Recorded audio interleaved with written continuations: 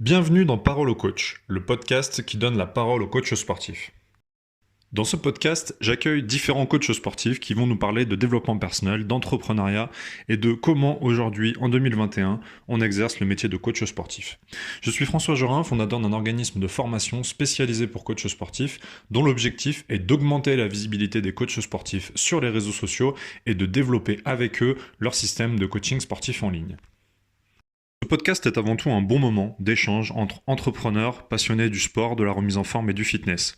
Si tu es coach sportif du moins et que tu souhaites y participer, je t'invite à m'envoyer un mail à fg@françoisjorin.com afin de me demander et puis on pourra fixer ensemble une date pour effectuer ce podcast. Si tu es un particulier qui souhaite se remettre en forme, je t'invite à contacter mes invités directement sur les coordonnées que tu retrouveras en lien sous la vidéo ou sous le podcast selon sur la plateforme à laquelle tu le regardes. En ce qui me concerne, si tu es coach sportif et que tu souhaites rejoindre une de mes formations, je t'invite à regarder tout de suite une de mes conférences gratuites. Tu tapes sur ton navigateur françoisjorin.com/bienvenue et tu auras accès à la conférence, la dernière conférence en date que j'ai pu effectuer. Je te souhaite une très bonne écoute et à très vite.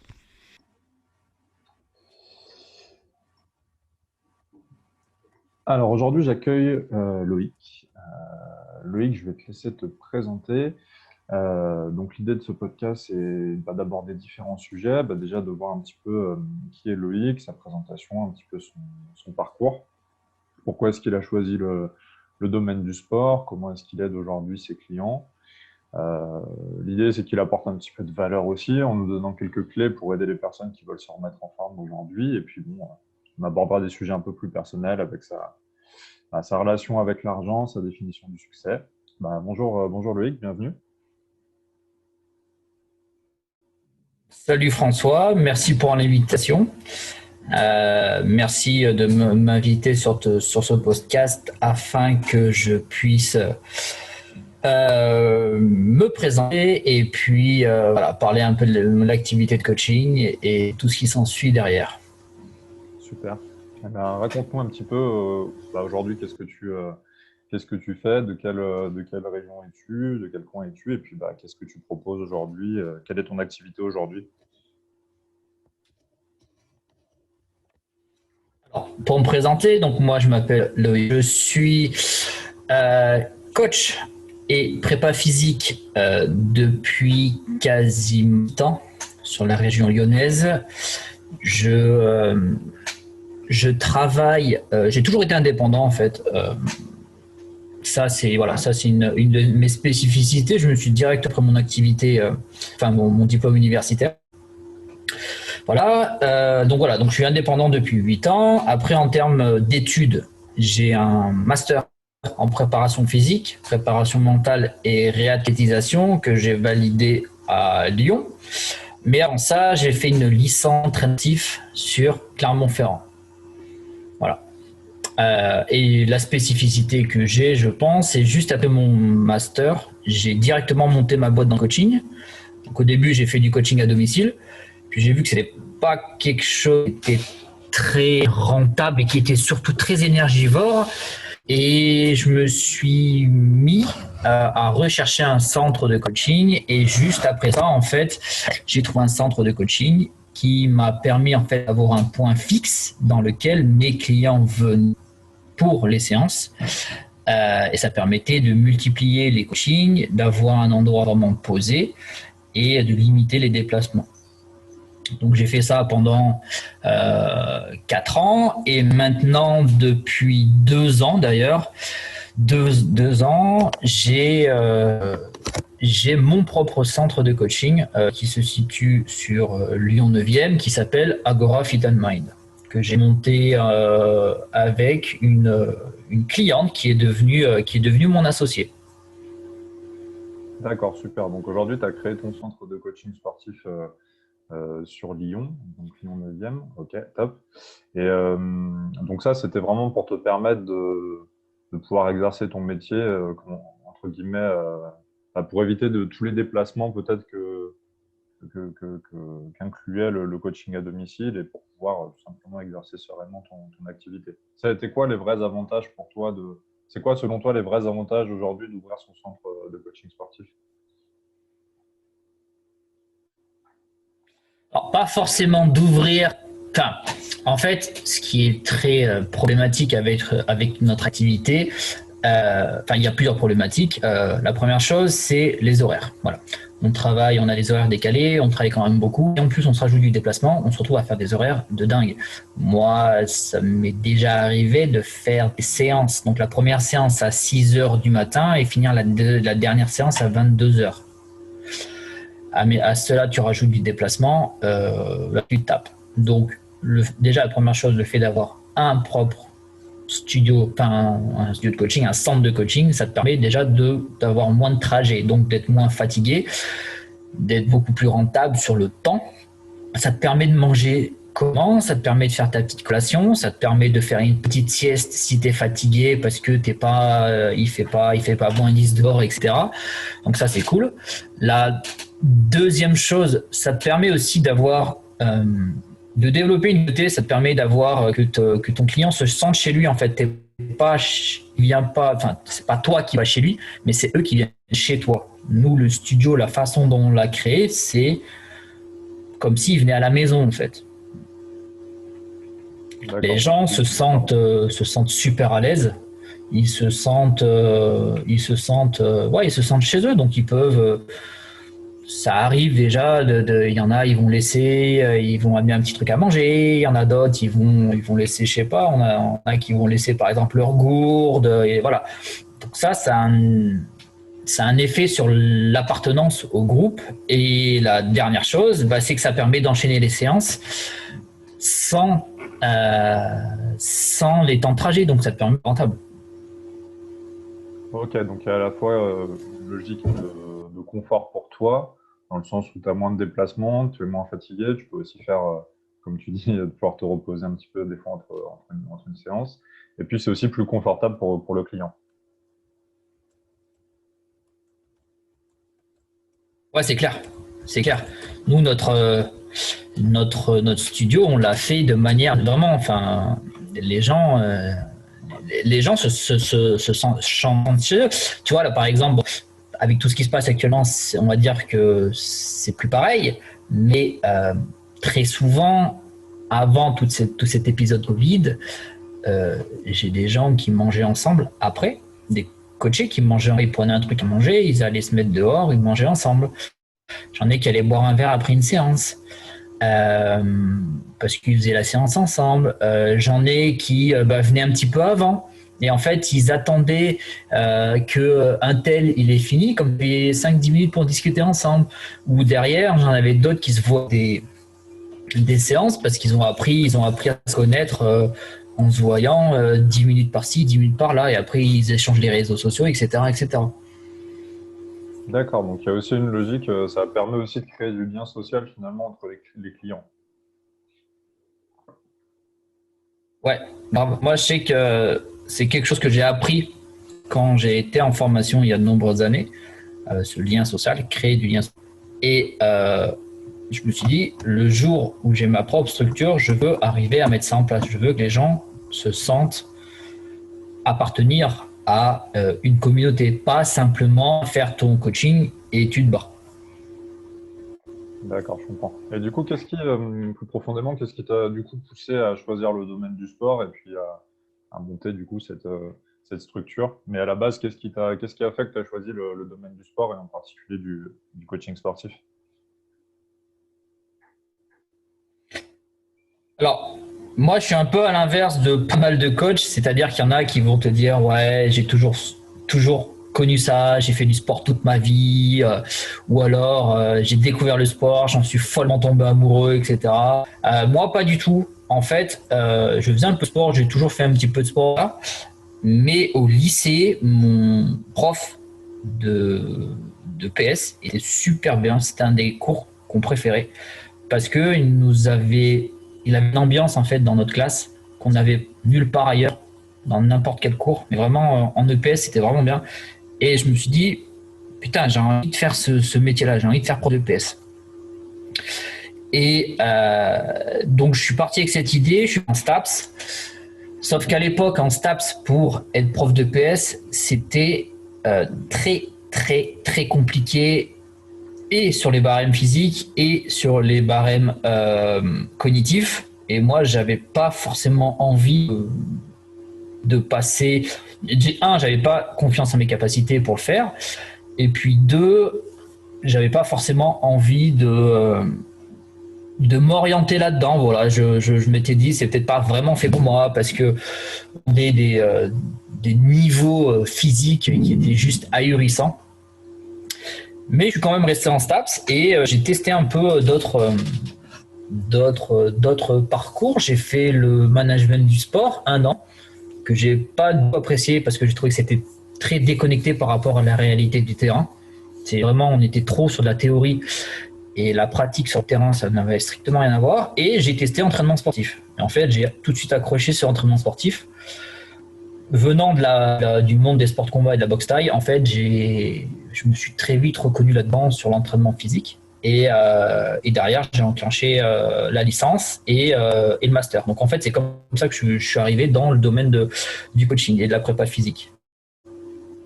D'accord, donc finalement, c'est en cherchant un petit peu à te spécialiser sur autre chose que ce que tu voulais faire à la base que finalement tu t'as découvert une vocation pour le coaching sportif. Ouais, c'est ça. C'est vraiment pas venu comme une vocation. J'ai toujours aimé le sport. Je faisais un petit peu d'entraînement quand j'étais jeune pour gagner un petit peu de sous. Mais c'est pas une vocation de base où je me suis dit tiens j'ai envie de faire ça depuis tout le temps, etc. Non, moi c'est vraiment venu au fur et à mesure et vraiment une découverte qui s'est fait au fur et à mesure des stages. Et par exemple, je me suis rendu compte après avoir encadré des groupes de jeunes que en fait prof de PS j'aurais jamais pu travailler avec des gamins et des ados. Et clairement, je pense que j'aurais fait un meurtre dans des cours de PS quoi. Là, du coup, aujourd'hui, c'est plutôt pour ta structure, elle accueille plutôt quel type de personnes? Du coup, si c'est pas effectivement plutôt des personnes très jeunes, c'est quel public entre guillemets? Je pense que la moyenne d'âge, on doit être sur du 35-45. Donc, on va dire de l'actif au cadre. Voilà. Soit des gens qui ont envie de faire du sport, qui ont arrêté un peu pendant des gens qui veulent se reprendre en main. J'ai une clientèle pour du coaching qui est assez diverse, mais ouais, quand même 35-45, je pense que c'est la moyenne d'âge de mes coachés. Des enfants, j'en fais pas ou quasiment pas. Je vais en faire un peu. Voilà, je vais dire que j'ai le parent qui est dans quelques cours, donc c'est cool. Mais faire comme ce que j'ai fait pendant mes stages en licence et en master encadré pendant plusieurs heures des groupes d'enfants ou d'adolescents, c'est plus possible. J'ai plus la patience pour faire ça. Et vers quel objectif ces personnes-là viennent? Est-ce que c'est de la préparation pour des compétitions ou est-ce que c'est plutôt de la remise en forme, de la perte de poids ou de la prise de masse? Quels sont les objectifs un peu qui reviennent beaucoup parmi tes clients? J'ai un petit peu de prépa physique. Malheureusement, la prépa physique, malgré tout ce qu'on nous a sorti à la fac, comme quoi la prépa physique, on pourrait trouver du boulot, etc. C'est très compliqué d'avoir du taf en prépa physique. Clairement, on berce d'illusions là-dessus. La prépa physique, c'est compliqué. Mais par contre, j'ai beaucoup de coaching. On va dire, j'ai 3 coachings principaux. J'ai un de la remise en forme. 2, j'ai de l'accompagnement holistique parce que moi, c'est vraiment quelque chose qui me tient à cœur. Et pas mal de personnes qui viennent me voir pour les sports de combat. Voilà. Étant un spécialiste de la boxe thaï, j'ai des gens qui viennent me voir pour de la boxe thaï, ou alors j'ai des gens qui vont venir me voir voilà, pour apprendre un peu à se défendre, pour se défouler tout simplement, pour se déstresser en faisant un peu de boxe. D'accord. Ok. Et si tu devais citer 3 clés pour, on va dire, voilà, les 3 principales clés qui permettent d'aider les personnes qui sont clientes chez toi à atteindre leur objectif finalement, que ce soit de la remise en forme ou de la préparation pour de la boxe taille. C'est quoi, on va dire, tes 3 clés, si tu devais en citer 3 principales, qui t'aident à leur faire atteindre leur objectif? Déjà, la structure en elle-même de mon centre permet aux gens d'atteindre leurs objectifs. Je t'explique. Beaucoup de coachs en fait vont donner des programmes alimentaires et en fait c'est le gros problème de l'alimentation, c'est que s'il y a des diététiciens, des gens qui ont fait 2 ans d'études, je comprends pas pourquoi nous en tant que coach on devrait donner des programmes alimentaires. En fait on n'a pas le droit. Voilà, légalement on n'a pas le droit. Donc en fait nous dans le centre on a fait venir une ostéopathe, on a fait venir une masseuse, on a fait venir une diététicienne. Donc en fait déjà quelqu'un qui va venir dans le centre, il va avoir des spécialistes du sport. Mais dans les spécialistes du sport, même certains qui vont être spécialisés dans plusieurs spécialités. On va avoir des gens qui vont être plutôt spécialisés dans le Miyawedi Tech, par exemple. Il y en a qui vont être plutôt spécialisés dans, donc pour moi, par exemple, les sports de combat, réathlétisation. Et il y en a d'autres qui vont être plutôt spécialisés yoga, etc. Et en plus, on va avoir la spécialisation à côté au niveau diététique, au niveau massage et ostéo. Donc en fait, déjà, la personne qui va venir va avoir un véritable accompagnement holistique, global. Donc ça, c'est la première clé qui fait la différence, c'est que lorsque la personne vient chez moi, vient chez nous, en fait, elle ne vient pas que chez moi, elle vient chez nous, elle vient dans une communauté, dans une assemblée, c'est pour ça qu'on l'a appelé ça Agora, en fait, c'est l'assemblée, dans une assemblée de personnes qui sont là pour l'aider à atteindre ses objectifs. Après, la deuxième clé, c'est l'accompagnement mental. On a beau avoir le meilleur programme de musculation, le meilleur programme de remise en forme, le meilleur programme diététique, si au niveau cognitif et au niveau mental, ça ne percute pas correctement, qu'il y a des blocages, des barrières, tout ce qu'on veut, ça ne fonctionnera jamais. Vraiment. Moi, je me suis spécialisé là-dedans, j'ai passé des formations là-dedans, et plus j'avance dans ce domaine, et plus je me rends compte que, je sais pas, mais au moins 80% du changement, déjà, ça vient de la tête. Ça vient de qu'est-ce qui se passe là-haut et qu'est-ce que tu vas mettre en place au niveau personnel pour pouvoir enclencher un changement après, et physique, et diététique, et etc. etc. Donc ça, c'est la deuxième clé. Et la troisième clé, c'est l'accompagnement. On est actuellement, en plus, vraiment dans un monde où les gens sont seuls. On a beau être dans des super villes où on est beaucoup, les gens, ils font vraiment, alors là, c'est le must, ils font vraiment métro, boulot, dodo. À 18h, tu rentres chez toi, tu n'as pas le droit de sortir, tu as le droit de te lever le lendemain pour aller bosser, tu restes chez toi et c'est tout. Et le week-end, ça se trouve, tu n'auras même plus le droit de sortir. Donc les gens, ils ont besoin d'avoir des coachs qui les suivent, qui font le véritable travail de coaching, des gens qui les aident. Donc voilà, si j'avais trois clés à donner, c'est en un, c'est un accompagnement global avec des pros dans plusieurs domaines d'activité. En deux, c'est l'accompagnement mental, et en trois, c'est le fait de suivre les gens et d'être dans leur quotidien avec eux. Très bien, c'est parfaitement clair, et du coup je rebondis sur ce que tu viens de dire. Là, tu viens d'aborder un petit peu le contexte actuel pour la population avec les mesures sanitaires. Quel impact, toi, ça a eu? Là, on est le 2 mars 2021, donc ça doit faire, si je ne dis pas de bêtises, ça doit faire 1 an qu'on est dans un contexte sanitaire un peu mouvementé. Enfin, un peu, c'est léger comme terme. Quel impact ça a eu sur ton activité, et puis même toi, à titre personnel, voilà, sur comment dire, ton état d'esprit? Est-ce que ça a eu un impact aussi, toi, personnellement? Je suis quelqu'un de très résilient, moi. Donc, en fait, te dire que ça ne touche pas, c'est un grand mot. Mais en fait, c'est comme ça. Donc, t'as beau te tourner l'esprit, t'as ragé, t'as beau faire tout ce que tu veux, t'énerver, etc. De toute façon, c'est le cas. Donc, arrête de te prendre la tête, ferme ta gueule et avance. Et moi, c'est comme ça que je fonctionne, parce que ça sert à rien. Alors, je t'avoue que les 15 premiers jours en mars, C'est bizarre, hein. Je pense que j'étais comme tout le monde. J'ai pris mes clics et mes claques. Je suis rentré dans ma campagne, chez mon père. Et voilà. Donc, les 3 premiers mois, on va dire, de cette crise, bah, je me suis débrouillé comme j'ai pu et j'ai fait un peu de visio. Voilà, j'ai quand même bossé, hein. On a créé du contenu, etc. Mais c'est vrai que j'étais un peu en demi-teinte. Et en fait, après, bah, je me suis dit, mais en fait, avant, de toute façon, j'ai toujours fait comme ça, j'ai toujours avancé. En fait, j'ai continué à avancer, tu vois. J'ai refait de la com, j'ai pris des stagiaires pour qu'ils m'aident en fait à avancer sur certains domaines de la communication.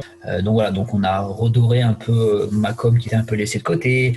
J'ai bossé, et résultat, depuis début 2021, je suis débordé de travail. Je suis même obligé de refuser du monde. J'ai déjà refusé 3 personnes depuis la rentrée parce que les gens ont besoin de coaching et du véritable mot coaching. C'est pas que de faire de sport, c'est qu'ils ont besoin d'être accompagnés. Donc, quand tu fais du bon travail, quand tu permets aux gens de se sentir mieux, etc., bah, ils en parlent à leur entourage et résultat, les gens en parlent, etc., etc. Donc moi, là, je peux te dire, à partir de ce début d'année, j'ai beaucoup de travail. Ouais, ça m'a fait exploser mon taf. Et en plus de ça, j'ai même eu des opportunités et des projets pour 2021 qui sont en train de se concrétiser. Top. Donc, tu as eu une première phase où tu as pris du recul, tu es parti à la campagne, effectivement, on était nombreux, je pense, à faire ça, où tu as pris du recul un peu sur la situation, et puis derrière, du coup, tu t'es dit que, qu'il fallait avancer quand même coûte que coûte, et tu en as même fait une opportunité pour prendre le temps de te développer sur des points que tu n'avais pas forcément eu le temps de mettre en place. Ouais, clairement. Ouais. Le premier mois a été compliqué, je pense, comme beaucoup de gens, parce qu'on ne sait pas trop ce qui se passait. D'ailleurs, je crois que moi, les 15 premiers, je n'ai rien fait du tout. Et c'est après que je me suis remis dedans. Mais par contre, ouais, bah, c'est pas, j'ai pas envie de dire, ouais, c'est tout beau, c'est tout rose, faire le mec qui est pas touché. Non, c'est plus compliqué parce que voilà, beaucoup de déplacements, beaucoup de domiciles, du télétravail à l'extérieur, le centre, il tourne. Heureusement, il tourne parce qu'en fait, comme on a du paramédical à l'intérieur, on a de l'ostéo et de la diète, bah, eux, ils continuent à fonctionner. Mais la partie entraînement, bah, en fait, on l'utilise pas. On utilise juste le matériel dans la salle qu'on va sortir pour les entraînements. Mais par contre, sur la partie coaching en elle-même, c'est l'explosion parce que les gens sont pas bien, parce que les gens sont déprimés, parce qu'il y a que des choses négatives qui se passent dans leur vie. Il y a plus de salle, il y a plus de loisirs, il y a plus rien. Et en fait, lorsque le coach va arriver, bah, on va remettre du baume au cœur, on va remettre du peps dans leur vie, on va tout réactiver, etc. Donc là, c'est super cool. Ça rejoint ce que tu disais tout à l'heure sur le coaching sportif et le lien social qui est créé grâce au coaching sportif. Ah, mais clairement, on va prendre le cas d'un salarié classique. S'il est en télétravail, bah, cette personne-là, de 8h à 18h, bah, elle est chez elle. Puis derrière, bah, il n'a plus le droit de sortir. Et il va pouvoir sortir que que le week-end, mais là il faut qu'il aille faire ses courses parce que le mec il a plus rien à manger, etc. Donc en fait il voit plus grand monde. Et en fait, bah, l'avantage d'avoir le coach qui vient chez lui, par exemple, ou l'avantage le coach il lui dit bah ta pause de midi, on va se retrouver dans un parc, on va se faire une séance, etc. Et bah tu vois là ça leur fait super plaisir. Les gens sont demandeurs de ça, les gens ont pris du poids, les gens sont déprimés, comme je t'ai dit. Et clairement, je pense que il y a quand même quelque chose à jouer dans cette période-là. Est-ce qu'on ne serait pas sur une profession essentielle à double titre d'un point de vue santé, mais aussi d'un point de vue du coup social? Mais franchement, moi plus j'avance là et je me dis sérieusement, je pense que si j'avais en fait pour te dire pour le second confinement, posé la question d'aller à l'étranger bosser, j'avais peut-être eu une petite piste pour aller au Maroc. Je me suis posé la question, je me suis dit, tiens, j'y vais pas. Et en fait, je me dis, si je laisse mes clients tout seuls pendant 2-3 mois, qu'est-ce qui va se passer? Et je me suis vraiment dit, j'en ai certains qui vont vraiment, qui sont pas bien de base.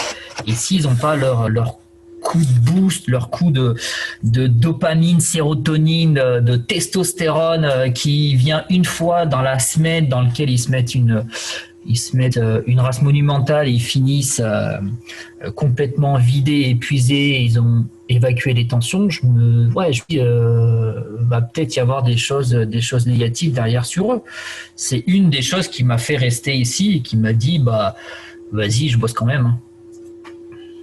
Là, on voit un peu le décalage entre l'image du coach sportif qui est là bêtement à faire du sport, alors qu'en fait, un coach sportif, c'est beaucoup plus que ça, et c'est un vrai acteur social, finalement.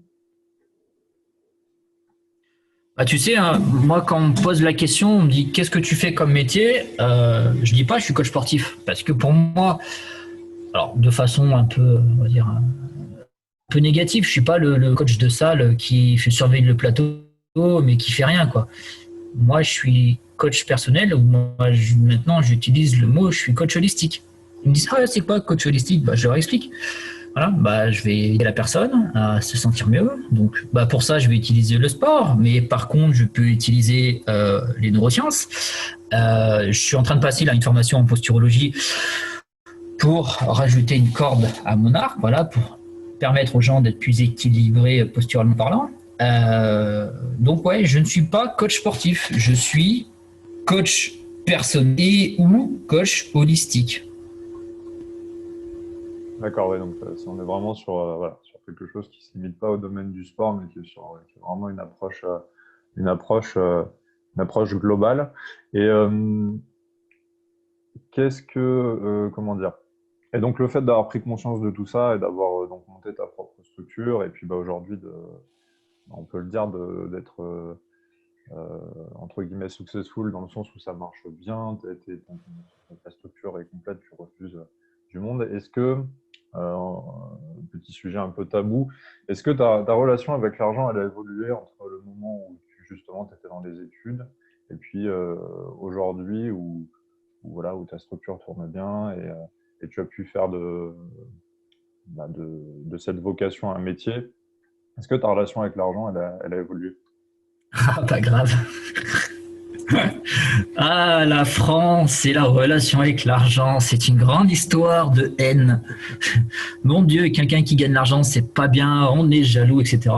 Ouais, non, au début, j'avais du mal. Au début, quand j'ai commencé, je me dis, mais pourquoi il y a des gens qui facturent comme ça? Pourquoi je me posais plein de questions, etc. Après, moi, c'est très rapidement, en fait, j'ai commencé à regarder. En fait, c'est surtout les retours des clients que j'ai eu.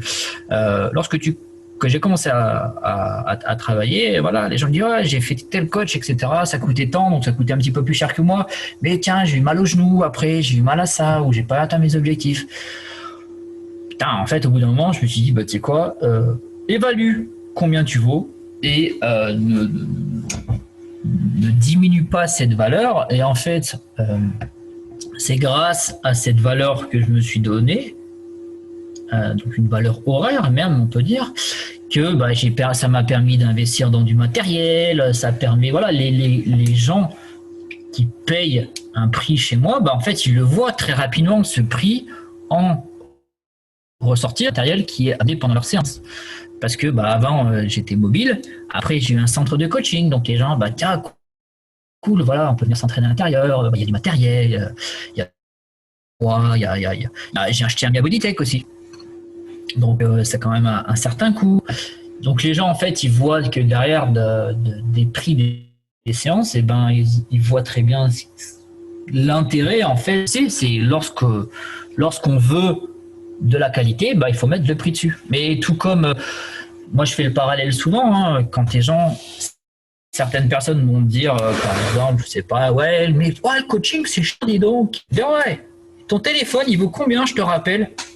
Parce que bon, il y a 10 ans auparavant, hein, ton 3310, hein, il valait 3 fois rien. Et là, ah ouais.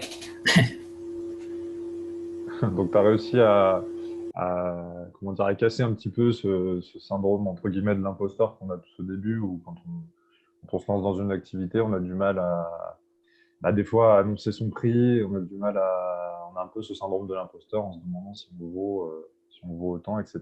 Et qu'est-ce qui t'a aidé à casser un petit peu et à te fixer un prix et à être ferme sur ce prix-là. Et donc, tu dis que tu as commencé un peu à répondre, tu dis que en fait, tu montres au client que derrière, il y a de la qualité et tu mets en valeur surtout la qualité qu'il y a derrière, quoi. Ouais, en fait, moi, clairement, j'ai commencé le coaching, j'avais strictement aucune formation dans le coaching, hein. La formation de base que j'ai, c'est une formation de préparation physique. Donc, quand je vais sur le marché du coaching, je ne savais pas du tout à combien me vendre.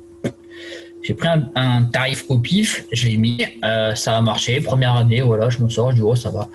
Puis, les retours étaient de plus en plus positifs. Et ben, vas-y, je vais augmenter. Donc, en fait, ce que j'ai fait, j'ai augmenté à chaque fois par rapport à mon augmentation progressive de l'auto-entrepreneur. Voilà, chaque année, je prenais 6-7% de plus.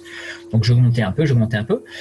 3 ans. Puis, en fait, au bout de 3 ans, je me suis dit, ouais, bah, je continue à tourner. Le truc, c'est que maintenant, il faut vivre correctement de son activité. Et puis, je me suis dit, tiens, c'est quoi le tarif j'ai pris les tarifs de base d'un psy, le tarif de base d'un ostéo. Et je me suis dit, pourquoi dans le coaching, lorsqu'on va dire, tiens, c'est 60 € par exemple une séance, ou c'est, on va dire, sur Lyon, je pense que le tarif moyen doit être à 55. À l'époque, je me dis, pourquoi le coach, il a du mal à dire, tiens, voilà, c'est 55 € une séance, alors que cette personne-là peut donner 60 € pour une séance chez le psy, pour par exemple aller chez l'ostéo. Et peut-être je me suis dit, en fait, je vais faire la même chose. Puis au pire, si tu veux pas, tant pis. Étant donné que j'avais déjà une base clientèle qui était là, tout ce que j'allais récupérer de nouveau, ça allait être du positif. Donc voilà. Donc maintenant qu'il y a quelqu'un qui n'est pas content de mon tarif, je vais dire, c'est pas grave, hein, va ailleurs. Mais tu trouveras des coachs à 20 € de l'heure et c'est très bien. Et voilà. Et si tu as juste du prix pour 20 € de l'heure, va là-bas pour 20 € de l'heure. Par contre, t'étonnes pas si t'es pas satisfait de tes séances, qu'il va te manquer quelque chose, que ça manque de profondeur ou que tu te blesses. Et c'est normal parce que cette personne-là, elle a peut-être pas les compétences pour, peut-être qu'elle fait ça en dehors de son travail, peut-être que voilà, plein de choses. Non, ça coûte tant. Si t'es pas content, c'est pas grave, hein. Il y a d'autres personnes qui voudront, hein. Je comprends. Et est-ce que le fait d'augmenter tes prix au fur et à mesure, ça a eu un impact sur le type de clientèle que tu avais, que tu as eu, et le type de clientèle qui te rejoignait? Et est-ce que ça a eu un impact derrière sur leurs résultats? Je ne sais pas si tu vois où je veux en venir avec ma question. Alors, ouais, sur les types de clientèle, oui, j'ai moins de gens bizarres qui me contactent. Parce qu'à un moment donné, j'avais des gens bizarres qui me contactaient. Donc, ouais, on voit que la catégorie, c'est du cadre social, cadre supérieur, chef d'entreprise.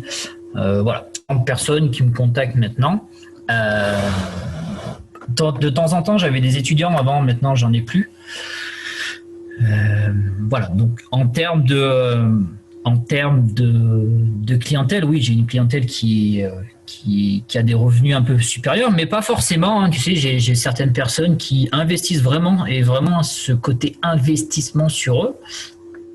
Et donc quand j'ai des gens comme ça me fait encore plus plaisir. Je me dis, c'est vraiment cool quand tu as quelqu'un qui gagne, je sais pas moi, qui gagne 1500 € par mois et qui te prend en tant que coach sportif ou coach personnel. Tu te dis, c'est super gratifiant. Voilà. Après, il n'y a pas une personne qui me dit Genre j'ai 3 mois pour ça, sinon je m'en vais ou sinon je suis pas du tout satisfait. Voilà, ça j'ai pas du tout ce genre de personne. Moi, faut savoir que j'ai un noyau dur de clientèle qui dure depuis plusieurs années. Ça fait 6 ans que je les coach. Super, donc ça a eu un impact quand même sur l'état d'esprit des gens qui te rejoignent. C'était des gens du coup plus investis. Et j'imagine du coup qu'après, en termes de résultats, s'ils sont plus investis, forcément, ils ont aussi peut-être de meilleurs résultats. Ouais, ah bah les gens sont plus investis. Ah bah de toute façon, ouais, c'est sûr, c'est sûr. Non, non, les gens sont plus investis euh, sur eux et encore plus quand, on va dire, sur le côté financier, la part du coaching pèse dans leur budget. Comme on dit, l'investissement a une valeur d'engagement aussi, quoi. C'est-à-dire que si tu investis fortement, bah, du coup, tu vas aussi beaucoup plus t'engager derrière que sur quelque chose de gratuit ou de pas très onéreux, quoi.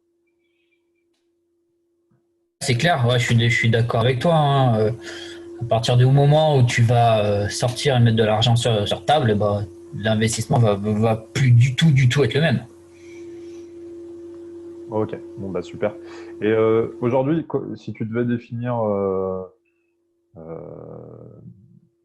qu'est-ce que c'est aujourd'hui d'être successful dans le coaching sportif, qu'est-ce que c'est pour toi un coach sportif à succès, entre guillemets? Quelle serait ta définition d'un coach sportif enfin, du succès dans le coaching sportif? Ce serait quoi aujourd'hui ta définition de ça? Alors, dans le coaching sportif, je sais pas. Je sais pas. Moi, je vais donner plutôt ma définition du succès. Quelqu'un qui va se considérer comme ayant du succès réussi.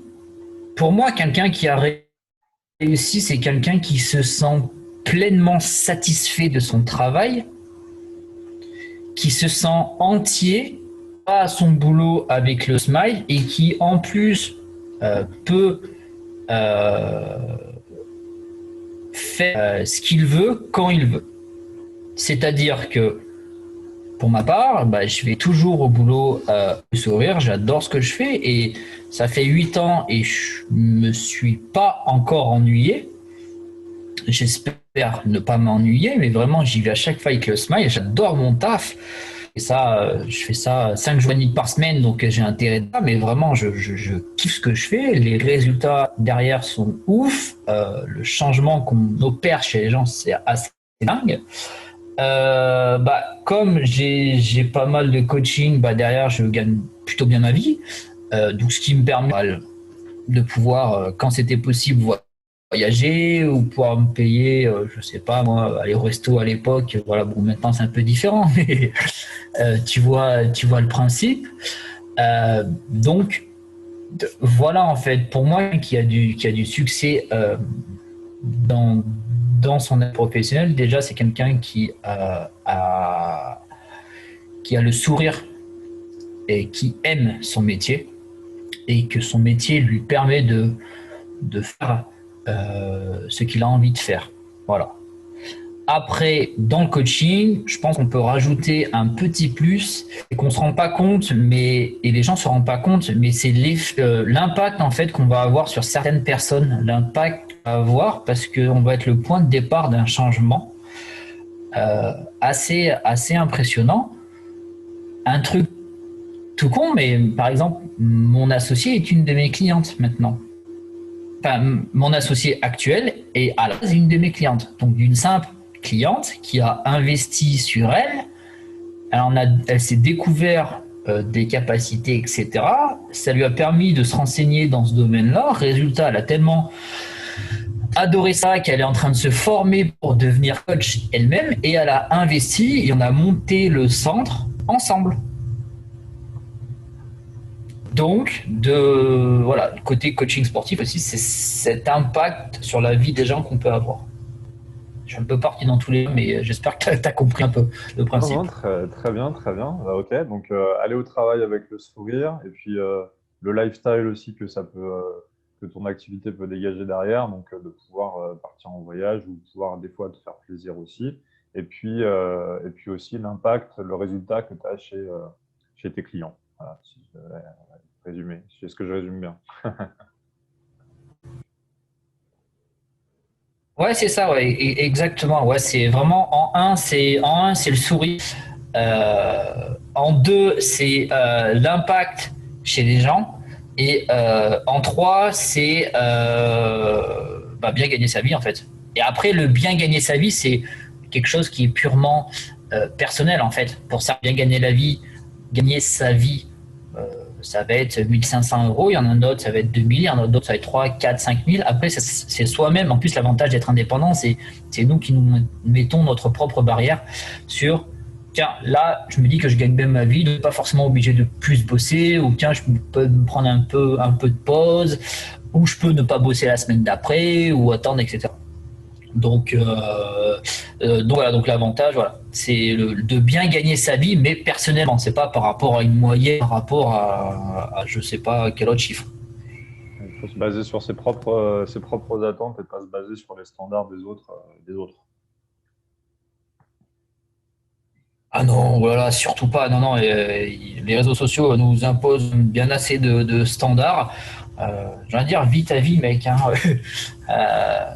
Si pour toi, si la personne, par exemple, le fait moi, j'ai fait une rencontre à partir des réseaux sociaux il y a quelques mois d'un mec qui est nomade, qui n'a rien, il a son petit sac, etc.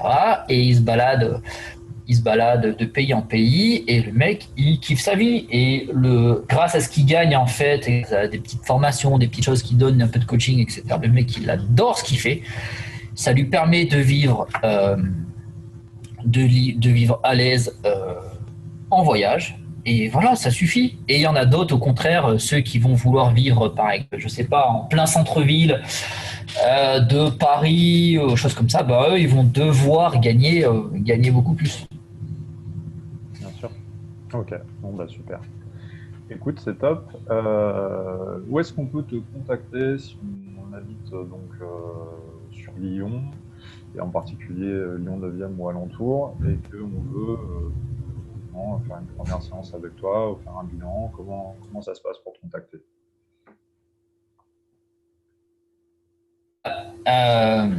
Je sais pas après si tu mettras des liens des réseaux sociaux, choses comme ça par rapport voilà. Donc sur mes réseaux sociaux, mon site internet, hein, donc ma société de coaching, c'est Attitude Sport. Après en fait les gens n'ont plus qu'à me contacter à partir de ces réseaux-là. Il n'y a pas de souci, ou m'envoyer un petit SMS, plus un SMS qu'un coup de téléphone, parce que si je suis en séance, tout ça, je ne répondrai pas, mais un SMS, je peux prendre le temps entre deux séances de répondre à un mail, donc sur mes réseaux sociaux, et puis après on peut convenir d'un rendez-vous ensemble. Moi je bosse pas mal sur Lyon 9, Lyon 5, toute la bordure Sainte-Fullie, tout ça, et un peu les Monts d'Or. Super. Ok, écoute, effectivement, on mettra ces liens en commentaire. Est-ce que tu as un petit mot de la fin, une conclusion, quelque chose à rajouter à tout ce qu'on s'est dit? C'était très intéressant. En tout cas, merci d'être venu. Merci à toi pour cette invitation. C'est rigolo d'avoir vu ton message hier soir. La seule chose que j'ai à dire, c'est je pense que cette vidéo en fait, elle est pour les clients et les coachs. Je sais que beaucoup de coachs actuellement sont en grosse galère, etc. J'ai juste envie de dire, les gars, essayez de changer en fait votre approche, parce qu'il y a de quoi trouver des clients et que les gens ont vraiment besoin d'accompagnement actuellement, ont vraiment besoin de se faire aider, ils ont besoin de bonne humeur, ils ont besoin d'énergie, de boost et de dynamisme. Et donc,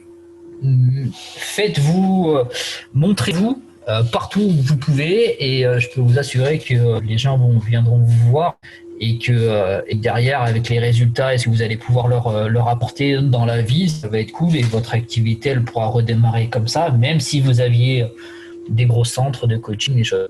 Donc il faut garder le moral et continuer à avancer. C'est un super mot de la fin, c'est nickel. En tout cas, merci beaucoup pour toutes tes réponses et puis on se dit à très bientôt. Ok, je te remercie, à bientôt. Salut. Merci d'avoir écouté ce podcast, j'espère qu'il t'a plu. Je t'invite à laisser une note sur ce podcast ou à lâcher un petit like si tu es sur une des plateformes de réseaux sociaux. Si tu es coach sportif et que tu souhaites participer également à ce podcast et que tu souhaites venir discuter avec moi de différents thèmes qu'on en a abordés, je t'invite à m'écrire un mail à fg@françoisjorin.com et nous pourrons ensemble fixer une date pour réaliser ce podcast. Si tu souhaites également augmenter ta visibilité sur les réseaux sociaux, attirer des clients, si tu souhaites également développer un système de coaching sportif en ligne, le commercialiser, ou si tu as déjà un système de coaching sportif en ligne et que tu souhaites avoir davantage de résultats, je t'invite tout simplement à regarder ma conférence gratuite. Tu dois avoir le replay qui doit être en lien ci-dessous, sous le podcast. Et tu peux également le taper directement sur ton navigateur www.françoisjorin.com/bienvenue. Et en ce qui concerne mon invité du jour, si tu souhaites retrouver toutes ces coordonnées, tu les trouveras dans les liens sous ce podcast. Je te dis à très bientôt pour un prochain Parole au Coach.